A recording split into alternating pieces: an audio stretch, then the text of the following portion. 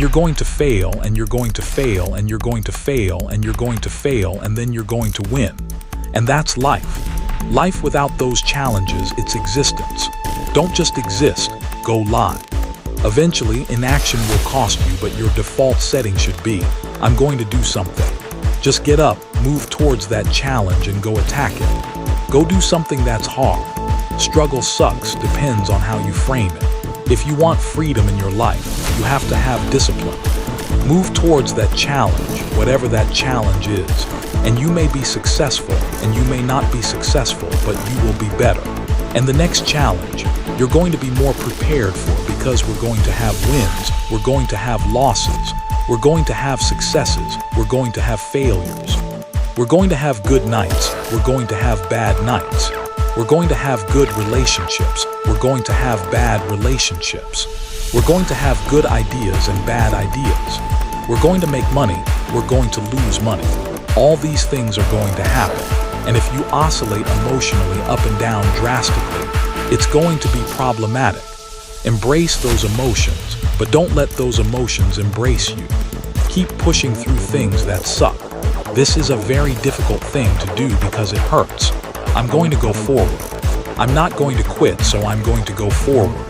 Bring it on. When you talk to people that went to SEAL training that didn't make it, most of the time it's some reason. There's a medical reason, there's a family problem. There's very few people that look at you and say, oh, I quit because it sucked, which is what happens to the vast majority of people. The vast majority of people that don't make it through SEAL training, they didn't make it through because they quit. Your excuses will destroy you and take everything that you ever wanted from you if you let them. When your excuses make you feel a little bit better about the fact that you didn't execute on what you needed to execute on, then they can make you feel better, but they're not helping you. They're not helping you at all. This went wrong, this failed, didn't accomplish this, and it's not the fault of my boss. It's not the fault of my girlfriend. It's not the fault of my parents. It's not the fault of the weather. It's my fault, and I'm going to take ownership of it, and I'm going to fix it. That's what extreme ownership is. Because when you look around at your life, and you look around at your job and your financial situation and your relationship and your physical health, when you look at all those things and all the problems that you may have with those things, and you say, the reason I have all those problems is because of me, that can hurt, that can sting. And a lot of times our ego rejects that and makes excuses and lies. And then we don't have to change anything, and then nothing changes. When the excuses all go away, and people can actually confront the fact that this is all because of me, it hurts. But it's also unbelievably empowering, because the more discipline you have in your life, the more freedom you will end up with. So if you lack the discipline to exercise and eat healthy, you will end up being a slave to disease. If you lack the discipline to work hard, save your money, you will end up a slave to finances. If you lack the discipline to manage your time correctly, you will end up with no free time. If you have self-discipline, if you have the discipline to save your money and work hard and invest your money properly, if you have the discipline to manage your time correctly and not waste a bunch of time, if you have the discipline to exercise and eat healthy, you will end up with freedom. And you're going to start to progress in every aspect of your life. And you'll see that if you have that kind of discipline right now, you're going to end up with freedom. If you have discipline, you will attain freedom. Go try and accomplish something that's hard. You may win, you may lose, you may succeed, you may fail. I'll tell you what, you'll be better.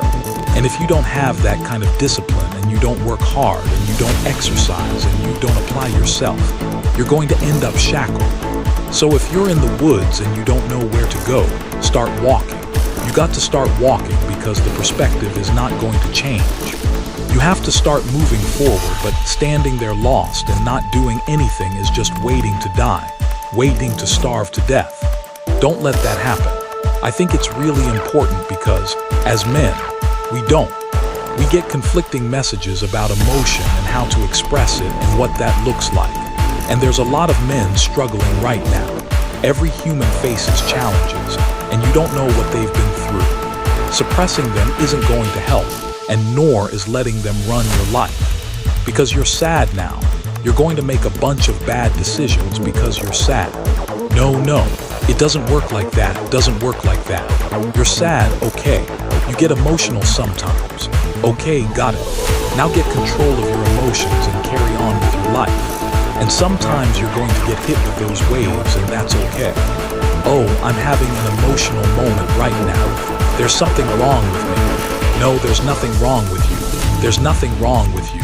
The other extreme is, oh, I'm letting my emotions run my life, and I'm making a bunch of bad decisions. And my excuse is, well, I lost some friends, or I had this traumatic experience happen to me. That's why I'm doing. That's just an excuse, and it's a very easy excuse. Guess what? It's time to carry on. Remember, don't dwell. I'm in control. This is my life. If you are in the problem, you won't see the solution to the problem. Take a step back. Detach from the chaos. Detach from the mayhem. Detach from your emotions. Detach from your ego and be able to assess the best way to execute. That is the job of a leader. If you take any trait of a human being and you take it to an extreme, masculine or feminine or otherwise, you take it to an extreme, it's going to be a problem. Is it good to have no emotions whatsoever? No, that's called a sociopath. Is it good to let your emotions run your life and make your decisions based on your emotions? No, that's not good either. What do we want to be as a human, as a man? Want to be balanced. It's much easier to be extreme. It's much easier to say, oh, no emotions, cool, and turn them off.